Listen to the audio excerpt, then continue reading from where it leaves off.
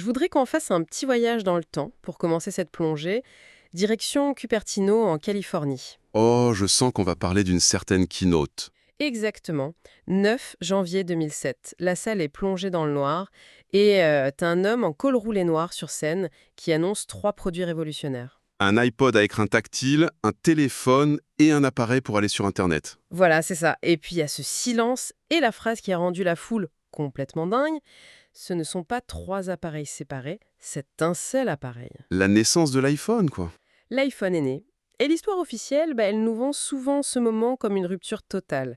Genre un éclair de génie absolu surgit de nulle part. Une vraie table rase technologique, ouais. C'est un récit super séduisant, tu sais, l'histoire adore les mythes fondateurs un peu simples, les inventeurs solitaires. C'est clair, c'est plus facile à raconter. Bah oui, c'est rassurant d'avoir une chronologie bien nette, de pouvoir pointer une date sur le calendrier et dire « voilà, le monde a basculé précisément ce jour-là ». Sauf que, et c'est tout l'objet de notre exploration d'aujourd'hui, cette chronologie bien lisse, elle vole complètement en éclats quand on regarde nos sources de plus près. Ah ça, c'est le moins qu'on puisse dire. Parce qu'il y a un secret que les biographies de la Silicon Valley, et même les cours d'histoire de l'informatique, ils l'ont totalement effacé. C'est vrai que c'est un point aveugle massif. 59 ans avant ce discours de 2007, en 1948, tout était déjà écrit. Et quand on dit tout, c'est vraiment... c'est vertigineux. Et c'est pas l'œuvre d'un ingénieur d'Apple ou d'un chercheur dans un labo secret de l'armée. Non, c'est ça le plus fou. C'est un romancier de science-fiction américain, Robert A. Heinlein, dans un roman pour adolescents qui s'appelle Space Cadet. Space Cadet, ouais. Et ce qu'il y a de fascinant ici, c'est vraiment l'ampleur de la prédiction. C'est pas juste un truc vague. Non, c'est pas juste une intuition du genre « oh, on aura des téléphones portables un jour ». Heinlein a littéralement décrit l'iPad, l'assistant vocal Siri, la synchronisation dans le cloud, le concept même de Wikipédia et l'écosystème des applications. C'est un anachronisme parfait. Grave. Il a cartographié notre environnement numérique avec une précision qui, franchement, défie toute la logique de son époque. Pour que notre audience comprenne bien, c'est un peu comme si on découvrait un carnet de croquis secret de Léonard de Vinci, tu vois. Ouais, la comparaison est bonne. Et au lieu de trouver des plans de machines volantes en bois, on y découvrait l'architecture exacte du système d'exploitation d'une Tesla. Ligne de code par ligne de code. C'est exactement ça. C'est l'histoire d'un visionnaire oublié. Mais l'objectif de notre discussion aujourd'hui, c'est pas juste de réhabiliter son nom.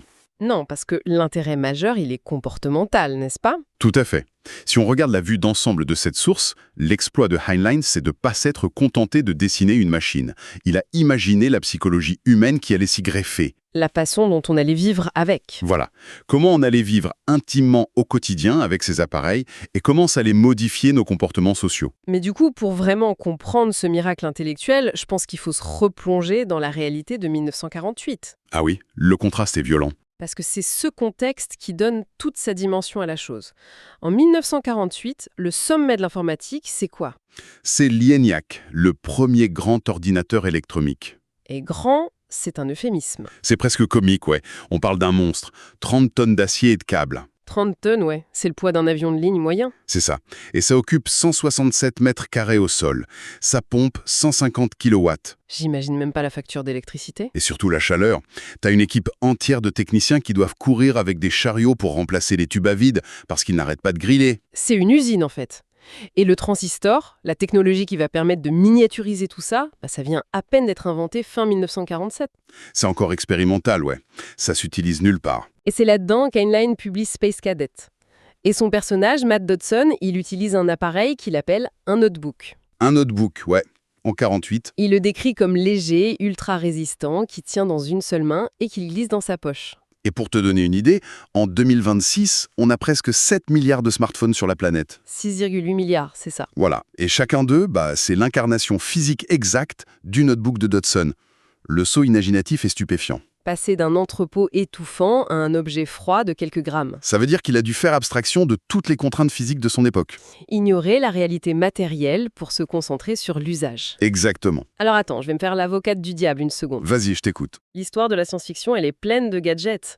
Dans les années 40 ou 50, on imaginait des pistolets laser, des voitures volantes, des ceintures antigravité. Les classiques, quoi. Ouais. Du coup, est-ce qu'on pourrait pas juste dire que ce notebook, c'est un coup de bol narratif, un gadget de décor qui s'est avéré juste par hasard? L'argument s'entend, mais il s'effondre direct quand tu regardes comment Heinlein décrit l'utilisation du truc. Pourquoi? Parce que c'est pas un accessoire générique. La différence fondamentale, c'est la notion d'outil personnel. Ah, le côté personnel. Ouais. À l'époque, et même jusqu'aux années 70, l'ordinateur, c'est un terminal partagé. C'est un coffre-fort institutionnel, tu vois. Plusieurs chercheurs font la queue pour lui poser des questions. C'était pas un truc à toi. Les notes et les paramètres spécifiques du cadet. C'est son appareil à lui. C'est un prolongement privé. Il a conceptualisé l'ordinateur personnel des décennies avant que le concept d'ordinateur commercial n'existe. D'accord. L'invention du personnel, c'est fort. Mais moi, ça me pose un problème physique. Lequel? Si tu supprimes les tableaux de bord géants et les câbles de l'ENIAC pour tout mettre dans une main, comment on tape les données? Ah, la fameuse interface. Oui, il n'y a pas de clavier portable en 48. Comment on interagit avec une machine aussi complexe sans clavier? Et c'est là qu'Online sort en tour de magie. Il contourne le problème physique par une solution logicielle. Comment ça? À une époque où on communique avec les machines via des cartes perforées ou du code binaire abstrait. Des bandes de papier interminables. Voilà. Eh bien, Heinlein décrit des personnages qui parlent à leur appareil. À voix haute? À voix haute. Et pas en code, en langage naturel. Il pose une question et la machine répond de manière pertinente. Mais c'est Siri? C'est exactement Siri. Mais 73 ans avant qu'Apple ne le lance. C'est hallucinant. Il imagine ça 63 ans avant Siri, en 2011.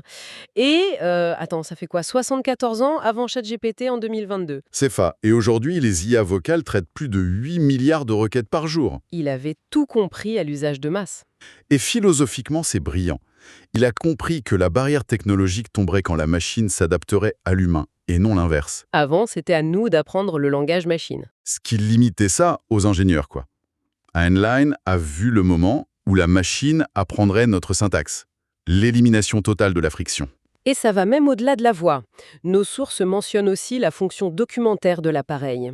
La fameuse bibliothèque infinie. Oui, le texte dit que le notebook stocke, et je cite, plus de texte qu'une bibliothèque. En 48, le savoir, c'est du papier lourd. Des encyclopédies énormes. Et là, il anticipe Wikipédia. 62 millions d'articles aujourd'hui qui tiennent sur une puce mémoire de la taille d'un ongle, de 22 gigaoctets. Il a carrément prévu la fin du papier pour la doc technique. Et la mise à jour en temps réel, comme les mécanos d'Airbus aujourd'hui, avec leurs tablettes. C'est la naissance de l'information vivante. C'est plus figé avec de l'encre, ça respire, ça se corrige instantanément partout dans le monde. J'y pensais, c'est un peu comme si un gars en Moyen-Âge avait prédit l'imprimerie de Gutenberg. Ouais. Mais qu'en plus, il avait inventé le concept de Google pour trouver la bonne phrase dans les livres. C'est une super métaphore. Il a anticipé l'objet physique et la façon de naviguer dans l'immatériel. Donc on a l'appareil de poche, l'interface vocale, la bibliothèque, mais un appareil tout seul au milieu du désert, ça sert à rien, non? Totalement inutile. Et c'est là qu'on arrive au truc le plus invisible de cette prédiction, mais le plus important pour nous, l'écosystème. Le réseau. C'est ça qui le sépare des autres penseurs de son époque. Heinlein n'a pas juste vu l'appareil, il a vu les fils invisibles. Ouais, parce que dans les années 40, la SF imaginait des cerveaux électroniques solitaires, des gros bunkers déconnectés. Et lui? Il prend le contre-pied. Dans Space Cadet, les données de l'utilisateur ne restent pas bloquées sur l'appareil. Elles vont où? Elles se synchronisent toutes seules, sans rien faire, avec les systèmes centraux de l'académie. Mais c'est le cloud. C'est la définition parfaite du cloud computing, iCloud, Google Drive. La donnée existe sans l'objet physique. C'est faux? Et il va plus loin. Ces terminaux captent les signaux de capteurs dans l'environnement physique. L'Internet des objets. L'IoT, ouais. 17 milliards d'appareils actifs en 2026. Le téléphone devient juste une télécommande dans un énorme système nerveux mondial. Mais attends, si tu combines l'écosystème connecté, la synchronisation et le service, est-ce que ça veut dire qu'il a théorisé le modèle économique d'Apple et de la Silicon Valley? Alors, il faut nuancer. Ah bon? Ouais, parce que Heinlein, c'était un ingénieur et un romancier, pas un loup de Wall Street. C'est vrai, il n'a pas inventé le capitalisme de plateforme. Il n'a pas pensé aux marges ou à l'App Store comme un péage. Mais sur le plan fonctionnel, oui. Il avait compris que le métal et le verre allaient se banaliser. Et que l'argent, enfin la valeur, serait dans le réseau. Exactement. Aujourd'hui, Apple fait une grosse partie de ses 391 milliards de revenus avec les services, pas juste le matériel. L'écosystème qui nous rend dépendants, quoi. Franchement, ce niveau de justesse, ça me laisse sans voix. surtout quand on regarde ses autres prédictions. Ah oui, son taux de réussite est absurde. Nos sources parlent de 73% de réussite sur ces 20 prédictions majeures. C'est pas juste un coup de chance avec un seul livre. Il a anticipé le matelas à eau, la visioconférence courante, les écouteurs sans fil des 48. Bonjour l'AirPods. C'est ça. Et même le vote numérique démocratique mis en place en Estonie en 2005 et l'IA militaire stratégique. On peut plus parler de hasard à ce niveau-là. Non, c'est impossible. Donc il faut qu'on décortique sa méthode. Comment ce gars faisait pour viser juste à tous les coups? C'est pas une boule de cristal, je te rassure, c'est sa formation. Il sortait de l'Académie navale d'Annapolis. C'était un ingénieur en aéronautique. Une logique implacable, donc. Très strict, il appliquait ce qu'on pourrait appeler la méthode Heinlein en 3 étapes. Concrètement, comment il faisait? Prenons les écouteurs sans fil de 48. Ok, très bon exemple. Étape 1, il identifie une tendance réelle. En l'occurrence, la radio militaire qui commence tout juste à se miniaturiser. D'accord, il observe la réalité. Et ensuite? Étape 2, l'extrapolation mathématique froide.